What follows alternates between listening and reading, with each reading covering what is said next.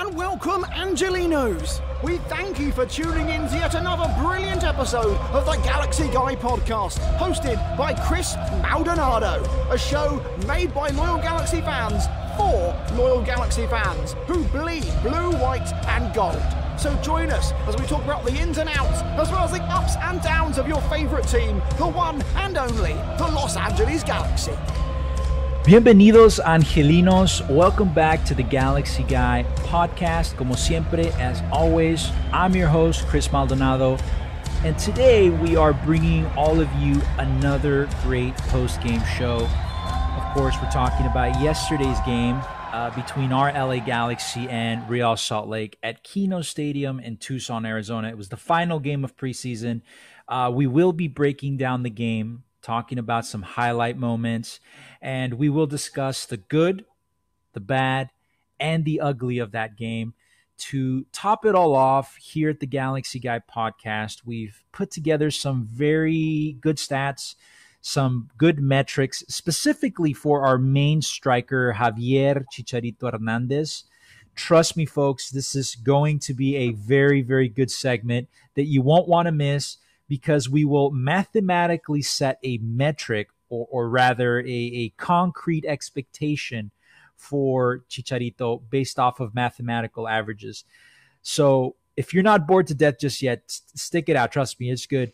To help me do all of that is a familiar face. Plenty of you know Mr. Casey Cagle of Nil Nil Donuts on Instagram. Hello. And joining us again as a guest host is Mr. Nate Doughty, a.k.a. Heaven on Avalon, our French liaison. Guys, how are you doing this week? All right, great to be with you guys. How you guys doing? How you doing, Casey? Good. I've got, an injured foot that I'm nursing right now, but feeling good, ready to talk some Galaxy. It's good to be back. No one told me we were going to use the metric system. Hey, listen, it's going to be good. Trust me, math is not my strong suit, but put some numbers together here. Pop-up event. There was a pop-up event yesterday in East LA. It was fantastic. I was there. Let me tell you, I got there with some cash in my pocket, and I spent just about every penny. It was great. I bought a little something from every booth. It was phenomenal. The food was great. I'm still stuffed from all the panes con pollo that I had. Everyone was super friendly. It was nice. I met a lot of people. It was a great event all around. I don't know if you guys maybe got to see it on social media. Yeah, I didn't get a chance to make it out there, but I saw some footage on Instagram, and it's always great to see these fan-made brands and boutique, I guess you could say, companies, going out all in full force for the fans and providing these events. And it's always good to support them and keep the community alive, because I think that's what at the core of this whole Galaxy fandom is, supporting each other and holding each other up and keeping the legacy alive. For sure. Yeah. I saw it on Facebook, on Instagram, and I was following it a little bit. I'm still chasing those large stickers with the California flag. I know it's probably as simple as Venmoing them, but congratulations to everybody. I wish I could have gone out there because I had the kids this yesterday morning, and yesterday, and it looked like fun. Once again, I probably would have spent all my money, but to support a good cause. It was. And I mean, we honestly do have the best community in soccer. I don't know. It's just, I'm biased, right? I have to say that because I'm biased, but it was a strong showing. And I mean, I looked around and it was mostly raza, Hispanics. The Hispanic music was pumping, the Hispanic food was great. Shout out to the guys over at the guys from Community G. They have a podcast. They're also the guys who are in charge of the Outlaws. I spoke to Kevin, Manny, Chapin. Those guys are great. They're just super friendly. I had food at their booth, which was great. Shout out to Rudy from Straight from the Stands. He was over at the ACB booth. He just handed me stickers, So I have plenty of those stickers. So it's super nice guys. The guys at the Riot, the Riot Lars, Squadcast. the Lars booth. Those guys were nice. They gave me some stuff. The vendors were great. The people from AFJA were there in a booth. I got myself a drawstring bag, which was great. The ladies were great. They're like, "Hey, we recognize you. You did the interview with Steve." And I was like, it's the founder of AFJA. And I was like, "Yeah, Steve's a great guy." So overall, fantastic time. I honestly hope the Galaxy, takes note from that, and they're like, okay, listen, our fan base is super creative, and we should support this. They should put some support behind the next pop-up event. But yeah, aside from that, guys, there's pretty simple stuff. If you want to really help the community, just sponsor by opening up a parking lot. That really allow people to put up a tent and for minimal cost, because this was completely community organized from the ground up, which we love. But ultimately, if it needs to get traction, hopefully the Galaxy, like you said, take notes, and they can open up a parking lot or an area to support that kind of action. Yeah, I think it'd be cool to see, something that's kind of like a hybrid of, basically it'd be a community swap meet, right? Where you'd have kind of a hybrid of the pop-up event, and you'd maybe have like an equipment sale like the Galaxy has every few months for the Galaxy Foundation. You could have booths of people, selling retro gear and that sort of stuff, just because the market is totally there. You guys saw with the Mitchell and Ness drop as well last week. People thirst for the nostalgic 90s look of the Galaxy gear, the windbreaker jackets, the polos, the classics, 96 jersey. So, I think it would be smart for the Galaxy to sponsor these events and, allow for the community to blossom in that regard. For sure, man. Great event. Really, I can't say enough about it. But hey, Casey, where'd you get that jersey? I had a little bit of a the one behind you. Oh, this one? Yeah. Oh, yeah. This is from. It's a segue. It's a segue. It's a segue. The Mitchell and Ness collection that dropped last week. I got the polo. I was tempted to buy a few other things as well, but I didn't, want to max out my credit card. It's fresh, man. It's fresh. It's nice. Yeah, I like it. I almost bought the windbreaker and the replica jersey, but yeah, my wallet's been hurting with all of the new kit drops as of late. Yeah, plus buying the extra patches. But hey, listen, we won't bore you guys to death talking about kits, man. Let's talk about the big elephant in the room, right?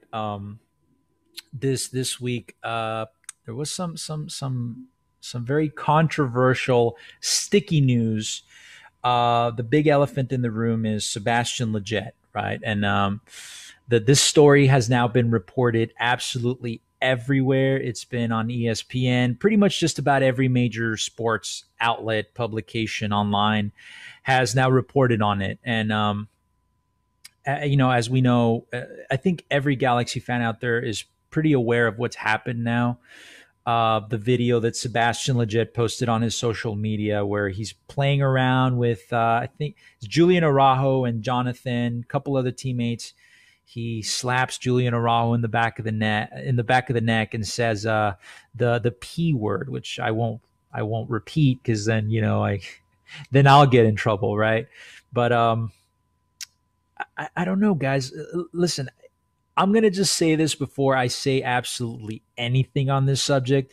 Let me just start off by saying that as a disclaimer, I am not a member of the gay Hispanic community, so I will not even pretend to know or speak on behalf of them or how this word makes them feel.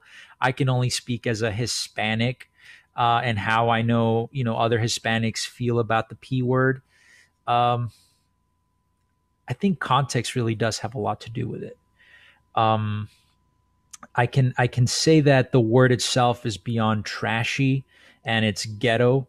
It's like very ghetto lingo, and honestly, I don't think it has any place in soccer. But with that said, I do honestly believe that the context in which the word is said really does matter. It really, truly does matter. And as far as it being a homophobic slur, being Hispanic and growing up around the Mexican community, I can say that in the Mexican slang lingo, the P word is really not commonly used as a homophobic slur. There's at least 10 other slurs just off the top of my head that are far more commonly used. I don't know. He's in hot water about this, and some people are truly mad. And MLS is now investigating this. So, what have you guys heard? Well, basically, I mean, like you said, Chris, I mean, it does depend on the context, but it is a very trashy and terrible word that a lot of people like to excuse in some context. Take for example the Mexican national team, goal kick chant.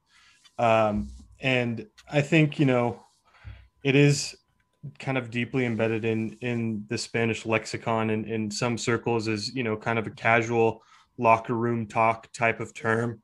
And, unfortunately, in this case, it was caught on camera and posted on social media. And, I think Lletget shouldn't be, exempt from any punishment just because of his apology. I think, he should serve any suspension that comes with this, and I think he's taken it in stride with his apology, and the fact that he deleted the video so quickly says a lot about it. But that it doesn't excuse that the word was used or any of that. And I think he's setting a good example by walking back. What do you think, Nate? I think, like you said, if you put it under quote unquote locker room talk and dismiss it as such, no, it's looking terrible. The year is 2021, and there's certain things that we should be addressing, and simply by not saying them. So I feel that he probably should be a bit more aware, but like you said, context plays a role. This is a locker room situation. Yeah. So once again, he's not exempt from anything that's coming because he did it. And I understand there's going to be some friction, but I don't. I think he should know better. He is a very public figure. His girlfriend is a very public figure. The Galaxy is a very public figure, and we've quote unquote sacrificed players for their significant others' postings. That's true. So Katai. Exactly. Yeah. Correct. Exactly who I was referring to. Yeah. Now, once again, it shouldn't be passed off as just locker room talk. I honestly think he will be punished for this. I think MLS has made a very strong stance on how they feel about the word, about how they feel. Some people might not feel that it's a homophobic slur. It's not commonly used as homophobic slur, but it is in certain contexts. It is used as that. And good on MLS. I got to say though, good on MLS for stepping up for inclusivity and stamping these fires out, when they come up. And I think their response, obviously, they've addressed that the situation has occurred and that they're investigating it, and they're very swift in their response. And I think we can only applaud them for that effort as well. I think that's important. Like you guys said, locker room talk, right? I'm 1,000% sure that Sebastian Lletget has picked up this word from his Mexican teammates, because it's very common to use that in Mexican lingo. So guys, like, he's very close to Jonathan Dos Santos, Julian Araujo, Chicharito. I'm sure uses it because I've heard him use it on his Twitch streams, right? You can read lips on the field most of the time and see it. They use so it. Prominent. They use it all the time. Lletget has Argentinian background, right? Like, his parents are from Argentina. In Argentina, it's not a commonly used word.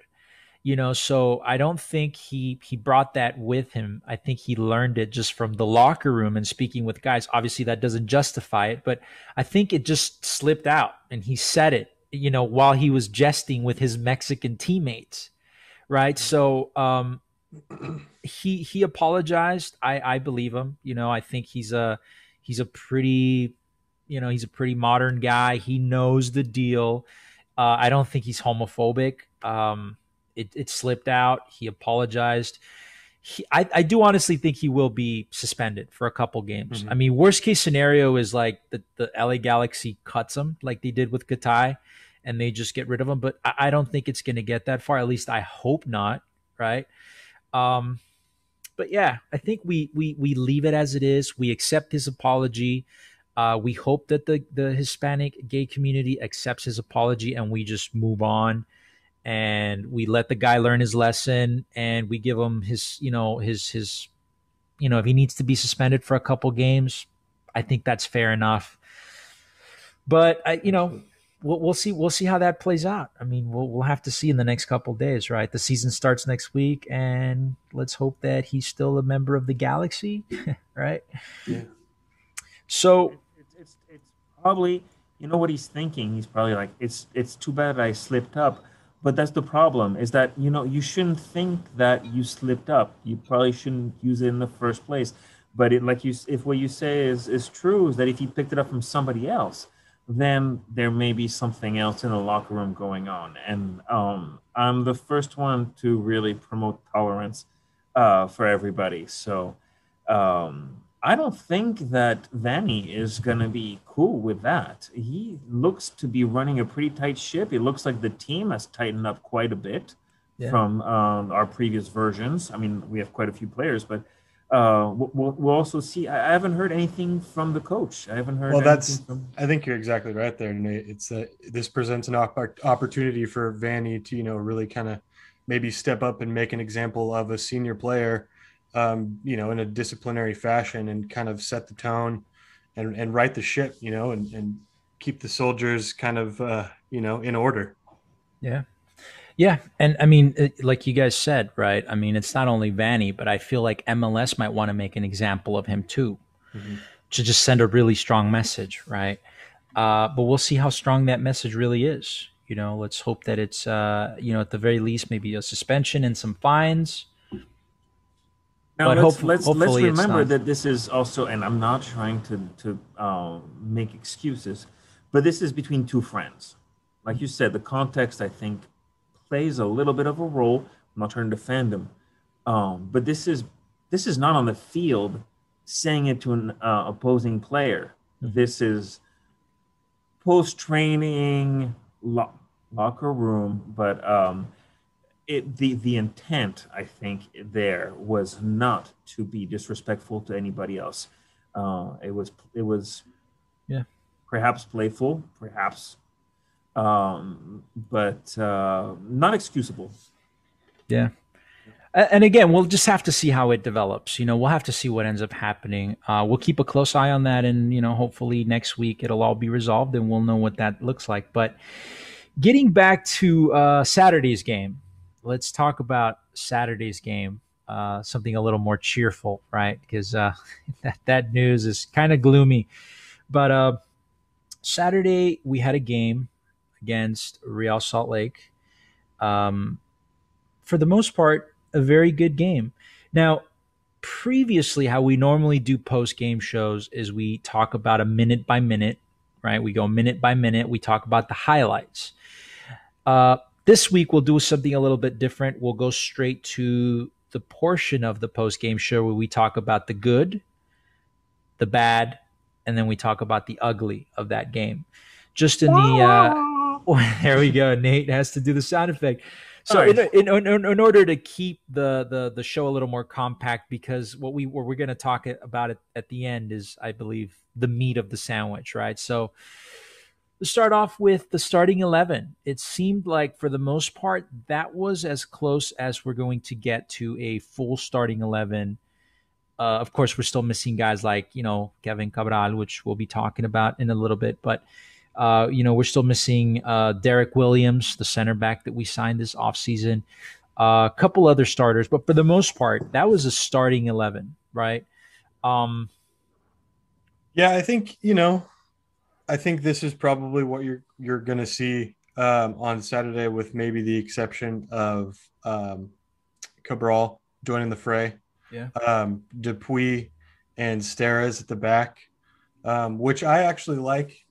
We'll see when Derek Williams can join, the team and get some minutes on the field. But I feel like they're going to take it, day by day with that. But I like Villafania on the wing. I really liked O'Neal Fisher. He had a good showing. Yeah. Exceptionally well. Yeah, going forward, he had a lot of confidence. Leggett and Dos Santos. I mean, Dos Santos was a machine the whole game. He was playing very well defensively and was he was all over the field winning balls. He was sliding he was in every challenge, basically. A true captain's performance in that slot. So let's go with that. Since you're talking about the good stuff that you saw right now, let's start with that. The first part is, let's talk about the good. Okay. Starting with the good, my personal take was, some of the best things I saw that game was that Jonathan Bond continues to be solid. A calming presence in goal, something we haven't had in a long time. And I mean, we've been praising this guy since he came on, right? Another thing that was good, Victor Vasquez was active. He was moving up and down the pitch, on the wings, everywhere, right? Mm-hmm. This is a 34-year-old guy that's hardly played in the last 2 years. He definitely came to LA with a purpose. Pleasantly surprised with what I've seen so far. He was directing traffic throughout the pitch. He's definitely more than he seems to already be more of a leader than Jonathan or Chicharito, to be honest. Yeah. Samuel Grandsir was on the pitch for 25 minutes, but he looked like a hot talent, to be honest. He was good with the ball at his feet. His passing was good. His dribbling was good. So as far as I'm concerned, that was the good of the game. And the fact that we won, obviously. But Casey, you were kind of on the right track there. You're talking about a lot of good stuff that was on the pitch as well. Yeah, sorry, I was just kind of firing down the starting 11. I got excited. No, you're good, dude. You're good. No, there was a lot of good in that game. Honestly, there's some good possession-based build-up in the attack. I mean, you can tell in these preseason games in Tucson that they're trying to create these habits of building out of the back and keeping a lot of that possession and building with a lot of that possession play out of the back and through the midfield. Like you said, I mean, Vasquez has insane midfield IQ. He's going to be the engine of this midfield, I feel like, and if you have him kind of spraying balls all over the pitch and Dos Santos doing what he did on Saturday, I think we're going to have one of the most productive midfields in the league, if you ask me. Jonathan Bond, of course, looked great. Like you said, he's very communicative, very confident off his line. He can make these saves in really heavy traffic too. He had a really nice snag in front of goal in like the 57th minute. Really liked what O'Neal Fisher was doing out there. Really like how the wing backs are shaping up and how that's kind of helping to formulate that attack. Just some really good passing overall. And I think, it's a much different team than we saw last year as far as attacking chances and, being able to creatively find ways forward and into the final third. And I think there was, definitely a lot of good to take away from this match. Yeah. Yeah. Nate, what did you see in that game that you thought was just really good? I think you guys kind of covered it up, but people stepped up. People were vocal. People wanted to, there was one armband, but it felt like a lot of people were, interested in playing soccer with each other. It was good. It was very nice. You had cohesion. There was a sense of purpose. I think it felt like even the passes were sharper. And like you said, a lot of good to take away from that first half. It was. It's promising. And something that I did notice is we're still definitely playing. We're relying heavily on wing play. We're still playing. We're still playing very lateral, right? I want to see more of that. You mean Zlatan ball? Zlatan ball. It seemed like it at times, but I do feel like this team is. You can kind of tell at times where they have to stop, and they're trying really hard to play it through the middle. right? And they're trying to avoid a couple of games back. Actually, that game that they streamed on Spectrum, you could hear it. It was audible. I don't know if it was from the bench or on the field, but somebody kept yelling, don't cross the ball. And I heard it several times when the ball was on the wings. Somebody kept yelling, don't cross the ball. So I feel like they're definitely being forced to try and play through the middle, but it's still kind of hard for them. You know what I mean? Because they're definitely lacking that creative midfield presence, which I honestly think Victor Vasquez can bring to this team. Yeah. And I saw that on Saturday. He was definitely trying to weave those plays, down the middle.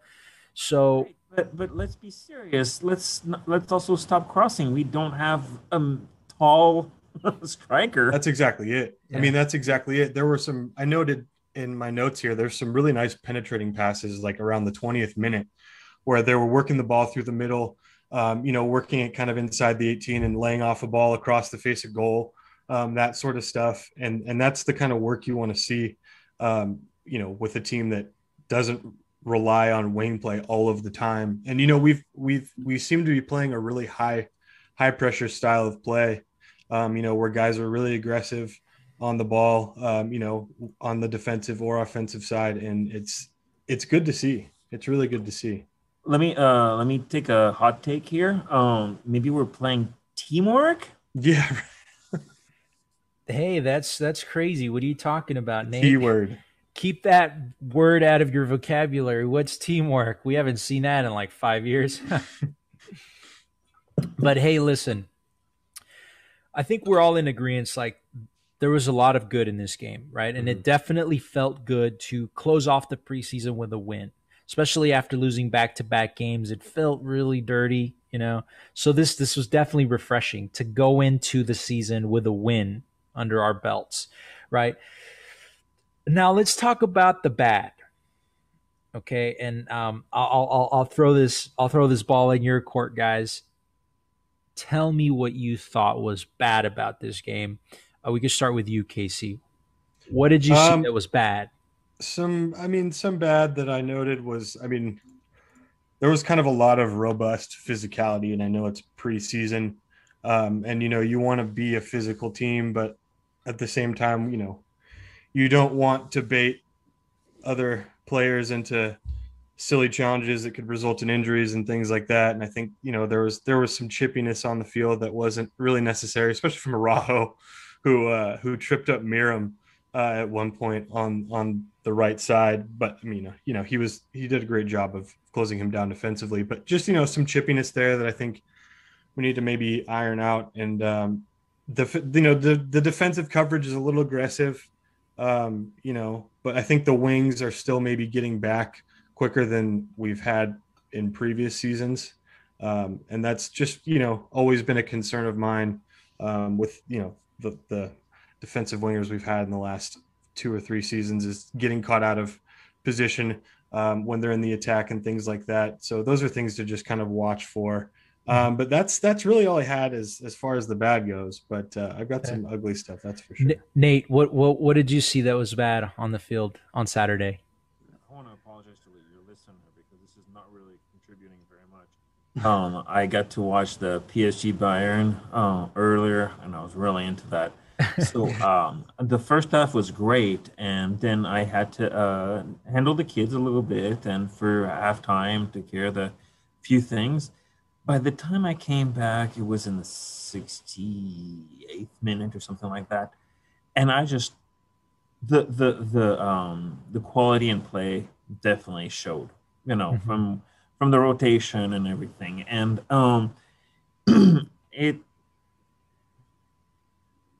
I want those kids to get those minutes. You know what I mean? That's not bad.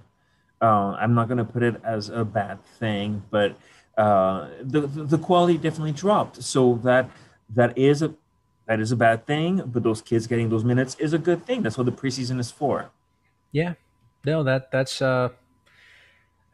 The quality in the second half obviously dropped off. You took off, a lot of the starters. Although Chicharito did play just about the entire game. I think he was subbed off in the 88th minute, 89th minute. But for the most part, a lot of the starters played, they didn't play the entire time. So, and rightfully so. I think that it was a good balance. Once again, this is completely personal, and this is a gut feeling. This is not an objective, quantifiable opinion. But it's okay. Those guys need to get those minutes under their belts to get better, to get those pressure, to feel those real MLS footsteps behind them. Mm-hmm. Okay, fair enough. I can agree with that. Now, we obviously we talked about the good, we talked about the bad. Now we have to talk about the ugly. Now, I have to say it. For me, the ugly is that Chicharito still can't seem to be able to buy a goal. We have yet to see him score once all preseason. Apparently, he scored in some scrimmages. He scored a goal in a closed-door scrimmage between LAFC, according to Chicharito, which he said during a Twitch stream. Who knows? But listen, say what you want about this team, but the bulk of the responsibility is on Chicharito to deliver goals in order for this team to be successful in 2021. The Galaxy has kind of spent its ammo when it comes to strikers, right? They can't go out and buy another DP striker, and they can't bench the highest paid striker in the league for Zubac or Augie, right? So Chicharito is it. That's the guy. So as it is, he's our man, and the season is riding on his shoulders.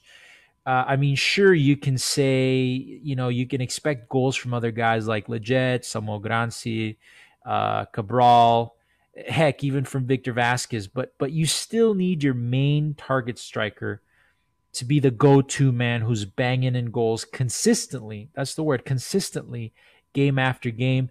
And honestly, if he can't produce those goals, this LA Galaxy team is going to be lackluster in 2021. That's my ugly. What was your ugly, Nate? Let Casey go first. You want me to go first? Okay. Yeah, it certainly was Chicharito. I have in my notes here probably like 4 or 5 failed chances at goal. The first one in the 34th minute, he had a terrible first touch that, just put the ball in front of him. And it was an easy opportunity at goal. It was him against the keeper. He had a failed chance at the 40th minute with, he had a great first touch, Araujo had a great first touch and gave him a great ball, but he just couldn't finish it. Another opportunity in like the 60th minute, and then he tried to embellish it a little bit because it was a challenge against one of the defenders. And then there was a header off the top of the bar in the 88th minute. Oh, yeah, for sure. He had some golden chances. He honestly did. Yeah, he had every opportunity in the world to score. He had at least 2 that were like considered easy, like snacks basically, and he couldn't do it. I don't know, man. I don't know. It's not starting to feel good. It's preseason, right? We can give him that excuse. We heard that excuse before with other players, and it's starting to feel very similar. But we'll see. We'll have to see, right? Nate? That's why I don't want to add to it, because I've been very vocal about Gio, and I don't want to, I just don't want to be that guy that feels like I'm just ragging on the latest DP, So I obviously I want the Galaxy to win. I want Chicharito to do good. But it's like you said, bad touches, bad first touches, some very vocal opinion about something that should have happened that didn't. And we won a good game, but not thanks to him. Well, the thing is too, it's like there's just hesitancy there. I feel like he's kind of caught up in whether or not he wants to kind of be that false nine that assists a lot of, just quick balls in the 18 that are tapped in and finished by other players, or whether he wants to actually take the opportunity himself. I feel like I saw that a lot in this game. I don't think Vanny plays the false nine though. Yeah, no, I don't think he does either. I don't think so. It's just kind of interesting to see that, because it seems like all of the pieces are there for him to be successful, and it seems like the system seems to be working out perfectly, but it's he's just not producing like he should. Now here's the thing. The team that we have now is miles better than anything we had in 2017, right? Yeah. And in 2017, Alessandrini was able to bang in goals and bang in assists. He had double-digit goals. He had double-digit assists, if I'm not mistaken. If I'm remembering that correctly, I think he had either 10 goals or 13 assists, or 13 goals and 12 assists or something like that. He was able to do that, almost, basically putting the team on his back. Obviously, that team was so bad he couldn't really actually carry them to anything significant. But this was a player that was able to do a lot in a really, really bad team. Zlatan was able to do what he did in 2018 and 2019 with really, really bad LA Galaxy team, right? That wasn't built for that. He was able to do it almost entirely by himself. Chicharito doesn't seem to be that player. Chicharito seems to be the player that needs an entire team to be functioning at 100% in order for him to be successful. And that's just, seriously, you'd have to find that at Manchester United or Real Madrid or one of the top German teams in order to be successful that way, right? But that's why it's the other way around. It's the other way around. The Galaxy need Chicharito at 100% in order for the Galaxy to be successful. Exactly. It shouldn't be Chicharito needs the Galaxy at 100% for Chicharito to be successful. And that's what it feels like. And that's exactly what it feels like. It feels like Chicharito won't be successful in MLS. He won't be successful in the Galaxy unless the team is 100% just working to their max, working just to get him goals. So I don't know. But since we are talking about Chicharito, and now that we've talked about Saturday's game, we got that out of the way. Do you have some numbers for us? I have some numbers for you guys. I actually did math. My brain was hurting, right? Because I'm not the best at math, but we touched on Chicharito and his inability to put balls in the back of the net. Now, let's really get into the meat of this sandwich, because every single Galaxy fan out there, the pundits, beat reporters, commentators, they have all thrown out numbers regarding how many goals they think that Chicharito should score this season. Truth be told, I'm not a big fan of just throwing out numbers just for the sake of throwing out a number, or because I think the number sounds right without any reason. Now, what we've done here at the Galaxy Guy podcast is break down analytically and mathematically the top 10 goal scorers from every season from 2014 to 2020, totaled their goals and averaged it out. Starting with 2014, because in all honesty, after 2014, that's when MLS really started to evolve, and it seemed to enter this new phase that we're in now, which is MLS 3.0, when, the league kind of took that leap forward. Now, let's talk about those averages. For example, in 2014, the top 10 goal scorers in MLS averaged a total of 16.6 goals that entire season, okay?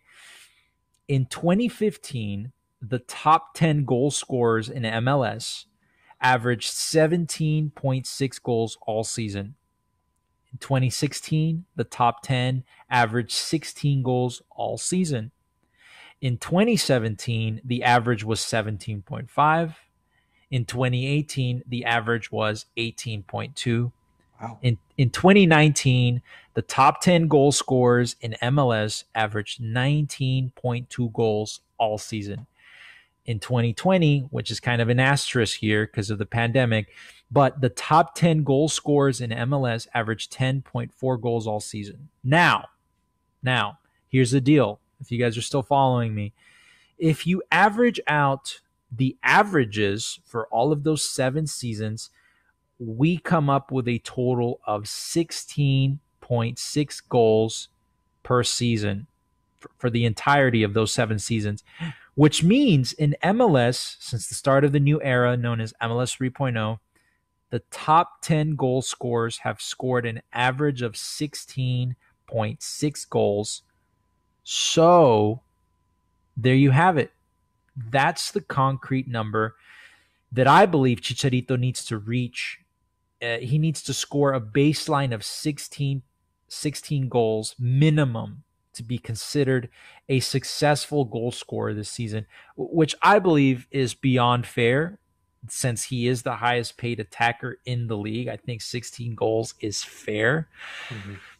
What do you guys think about that? 16 goals. Well, I think we need to make a couple of Chris memes as Goodwill Hunting for all of the math he's done here. But I think, that the numbers don't lie, right? I mean, these are the averages of the top 10 goal scorers, and you would expect Chicharito to be a top 10 goal scorer, if not a top 5 goal scorer in this league, given his pedigree and his salary. His salary as well. And I don't think that I think that's a fair number. 16 goals. I mean, we've talked about this before, Casey. You broke this down like a month ago, about Chicharito's track record and his career, right? So I think 16 is doable in MLS for him. Yeah. I think it's going to be kind of a stretch to say, he'll score 16 goals based off what we've seen so far in preseason. I don't know. What do you think, Nate? You think he can do it? I honestly think that with all the hope that I have, he can do it. That's a goal every other game. Mm-hmm. Yeah. Right? Now, that's not bad. Yeah. I'm glad you brought that up, Nate, because I know some people that are listening to this right now will say, well, hey, listen, you also have to take into consideration appearances, right? Because some of those players in the top 10 played less. Some of them played more, right? So you have to take appearances into consideration. So I thought about that. Appearances were also averaged out. So, for example, here we go with some more numbers, right? You're just 2 steps ahead of everyone, aren't you? If you guys are still with me here. So, again, taking it from 2014 to 2020, right?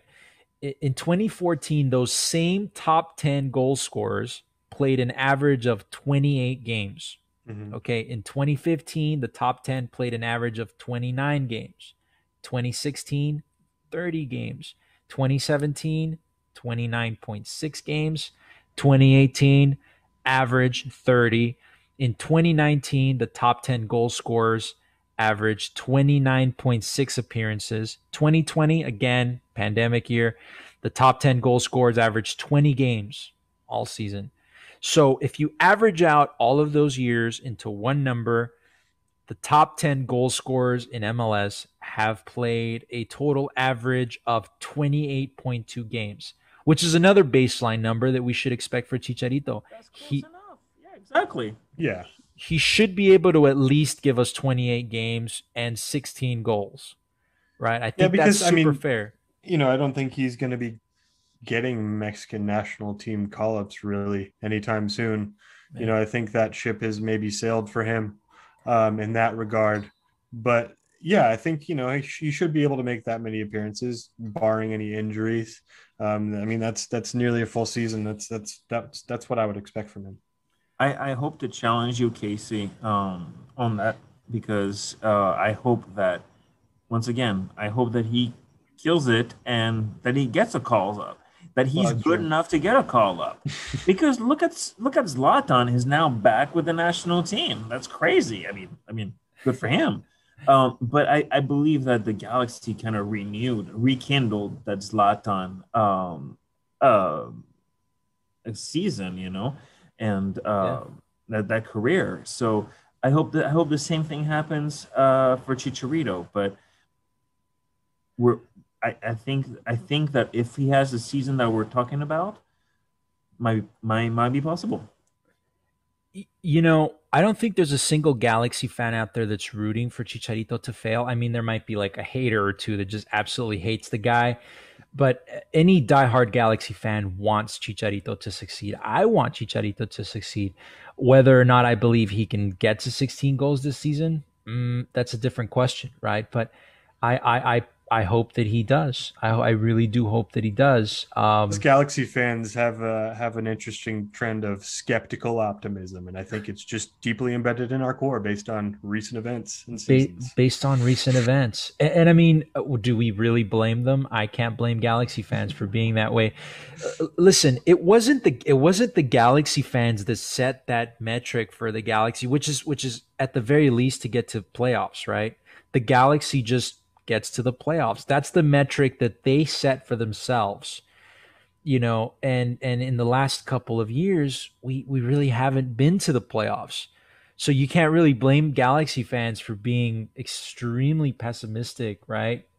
So That's the kind of club we need to be, though. Like we need to be that club that goes to the playoff every year, that have that mentality of yeah. winning a season every year. Yeah, and it seems like this season that's the baseline expectation, right? At least that's the vibe that I'm getting.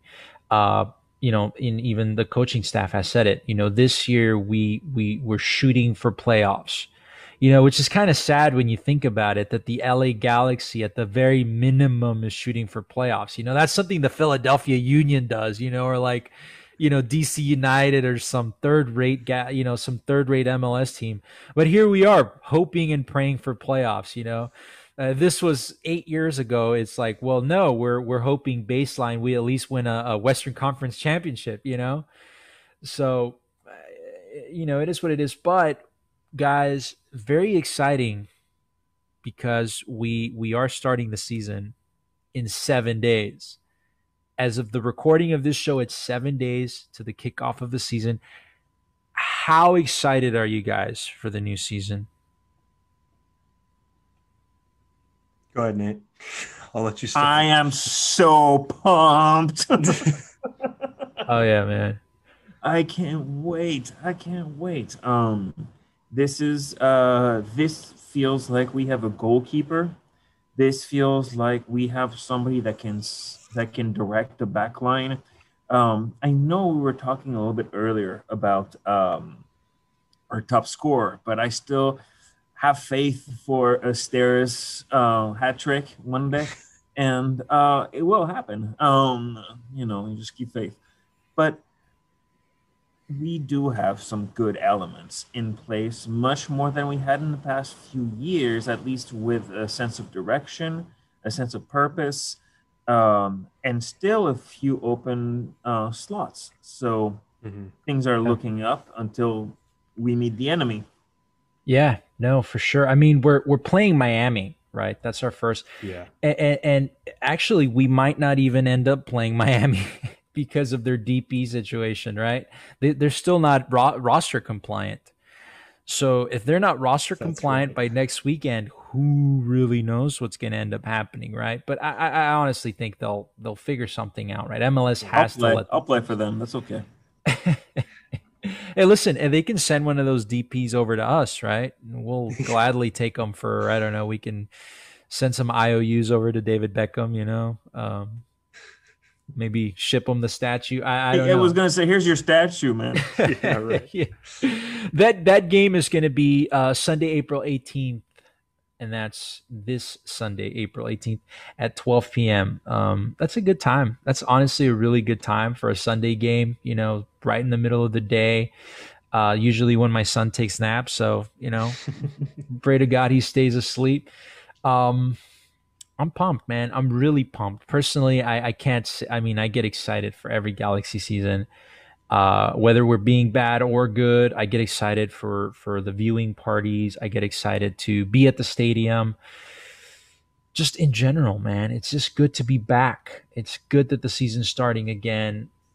Casey, how do you feel about this, man? How do you feel about the season starting up again? Well, I always just get the MLS offseason blues from December all the way to the end of March or beginning of April. So it's good to have MLS soccer back. And again, there's a lot to be excited about with this new Galaxy squad. And I think like we touched on earlier, Nate said a lot of these younger guys are getting minutes, and a lot of the concerns we had originally discussed a few episodes ago about depth, seem to be less worrisome. I think we have a lot more depth than we originally perceived. Seeing the performances a lot of these young players in the preseason who really impressed, just kind of had me wanting, making me want to see more of them with the first team in the regular season. So I'm excited to see how that all plays out, as far as how thinned out the squad becomes with international call-ups and injuries and that sort of stuff. So it'll be interesting to see, who steps up and fills into the role and answers the call for this team. Nate, what are you thinking about this? Sounds like you have something in your mind.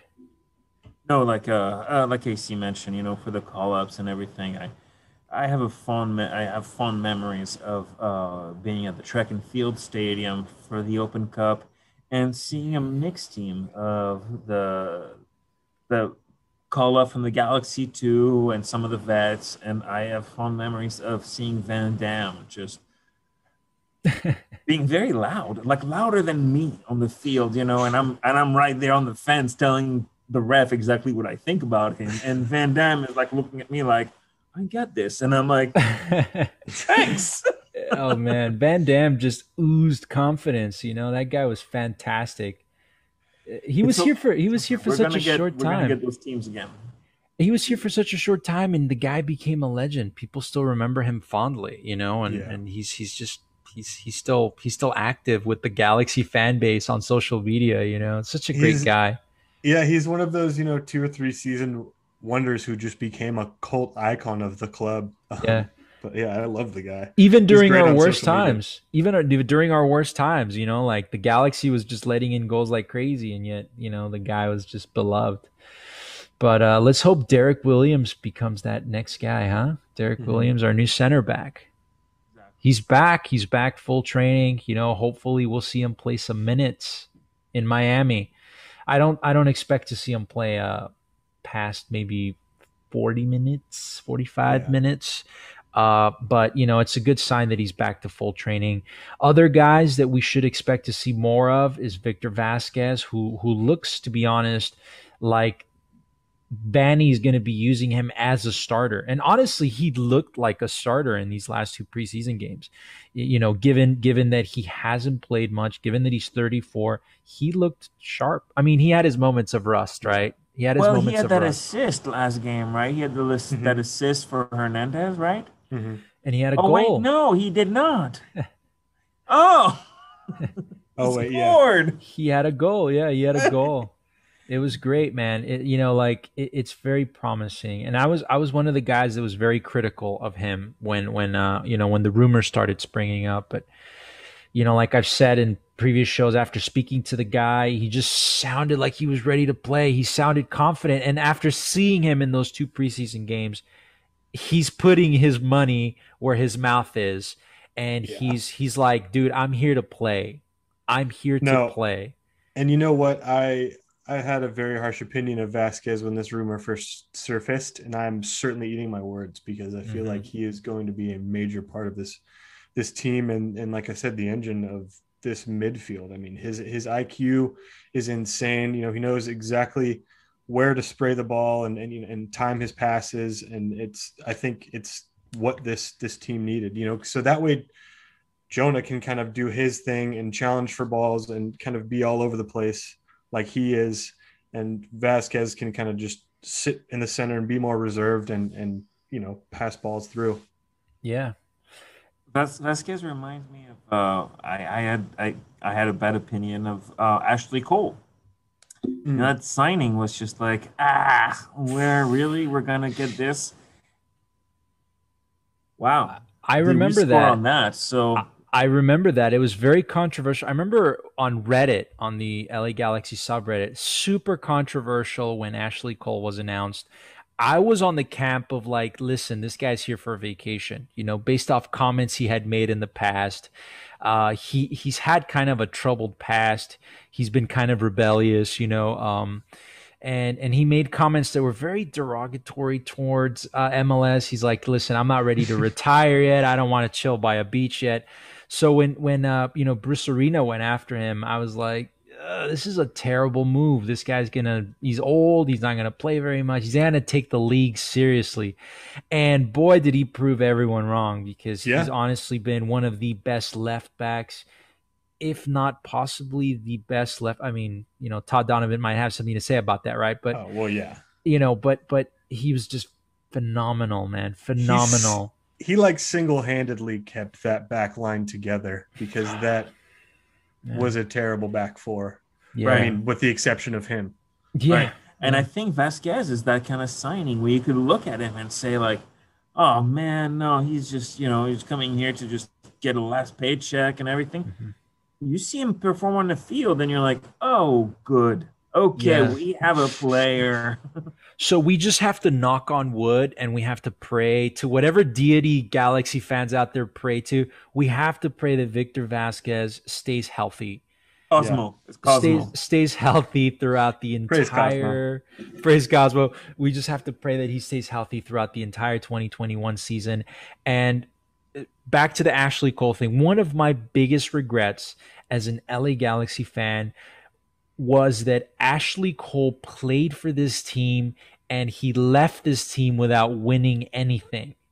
That's one of my biggest regrets as a Galaxy fan. I would hate to see a player of Victor Vasquez's quality and personality just leave this team without nothing to show for it. So we have to fix that mistake. We have to fix that error. Victor Vasquez needs to leave the LA Galaxy with some silverware. When I spoke with Ashley Cole during the training, when they were leaving the training sessions, it was just happy to be there. And you want those guys to win. They deserve it. They have that leadership quality in them. You hear in their voice, they want to be here. Come on, let's get them a trophy. Let's do it. Yeah, these players are hungry, man. Let's do it. Very excited for next Sunday. And listen, next week we record these shows for the most part on Sunday night. So by the time we're recording this next episode, the game will be fresh in our minds, right? And we'll hopefully be very happy, and we'll have big smiles on our faces. And we're here to report Chicharito's hat trick and Sebastian Leget's hat trick. Steres hat trick. Steres had a hat trick, and Bond even had a goal. Hopefully we'll be reporting something along those lines, but let's hope for that win. It's going to be good. It's going to be a good season. So unless you guys want to add anything else, I feel like we got through just about everything. We're pretty good. Casey? You guys want to talk starting 11 on Sunday? Sure. What are your predictions? I honestly feel the starting 11 is going to look very similar to what we saw on yesterday. We're going to see Samuel Grandsir get some more minutes. He's probably going to play 50 minutes. Okay. And other than that, I think we're going to see Derek Williams in the lineup, and he's going to be paired up to Steres, because honestly, it seems like Vanny's placing a lot of trust on Steres over Dupuy, and I pronounce that wrong every time. Do you see Zubak in here? No, I honestly don't. Chicharito played almost 90 minutes on Saturday. I honestly feel he'll play 90 unless he gets injured or something. But I honestly think Chicharito will play 90 on Sunday. I was talking to my friend about this, and this is kind of what we were thinking. Bond in the back, Villafania as your left winger, Derek Williams hopefully as the center back, if not Nick Dupuy, Daniel Steres pairing with him in the center there. Araujo on the right. You have Dos Santos and Vasquez sitting behind Leggett, and then Cabral and Grand Cyr on the wings with Chicharito on up top. And, you know, barring any suspension for Leggett, I'm thinking maybe Alvarez could fit in that, you know, deep lying playmaker kind of role. Sure. Two things about that lineup. I honestly think Vasquez is going to play more of like a attacking central role, and Leggett might be playing paired with Jonah in the back. Interesting. Okay. Yeah, I think so. And Kevin Cabral might not be here yet. He's not even in the States yet, and he still has to go through quarantine period. So as far as we're concerned, he's still pending on the visa. So we might not see him. So as far as the wing is concerned, we might see either Dunbar. Yeah, I would like that. Yeah. Yeah, or we might. I mean, heck, we might even see Zubak on the wing again, on the right wing. You know. Yeah, you know what? People are kind of bashing on Zubak for playing out of position on the wing, and you know, thinking Greg Vandy's out of his mind. But I think, you know, there were some positives there. He's good dribbling, you know, and passes well in the box, and he has confidence going forward. So that's the problem. He passes well. I apologize, Casey, but he passes well. Zubak passes well, but he can't really finish well. And his first touch are not bad, but they're not technical. Yeah. But he's young, so you know you can hope for a bell curve. Yeah. Yeah, I'm honestly, I think that the potential, as far as strikers are concerned, the potential for Augie Williams is higher. Yes. It's much higher than Zubak. And I mean, he's also a much bigger guy, and he seems to be more physical. So you know, heck, we might see, I've said it before, I think this season we might see Augie Williams get some serious playtime. You know. I feel that we've seen the best of Zubak, and I hope I'm wrong. But I feel like we've already seen the player that Zubak can be. Yeah. And maybe he can develop with another team. Maybe he'll prove us wrong and he'll score a double hat trick on Sunday. I mean, you know, I hope so. And he'll be the league's top goal scorer this season with 35 goals. Dude, anything's possible, right? Just gotta lit a big fire under his head. But anyway, I think we're good, guys. We got through a lot. We'll save some of our energy for Sunday. I know I'm most likely gonna lose my voice. If I can, I'll probably get out to a viewing party this weekend. You know, those are always fun. So maybe we'll stay in touch, and I'll see you guys at a viewing party. Yeah. But for all of us here at the Galaxy Guy podcast, on behalf of Nate, thank you, sir, for joining us. On behalf of Casey, again, dude, thanks again for joining us. On behalf of me, Chris Maldonado, we want to wish you guys a very happy week. We want to wish you an even better weekend. Hopefully it's going to be fantastic. You're going to finish your weekend with a bang, with a Galaxy win on Sunday. One more thing before I sign off. I do have a giveaway coming up. I have 2 Galaxy tickets for the home opener that I will be giving away. So stay tuned for that. But guys, thanks again for viewing. Have yourselves a good week, and we're out. Galaxy Guy Podcast. See you next week.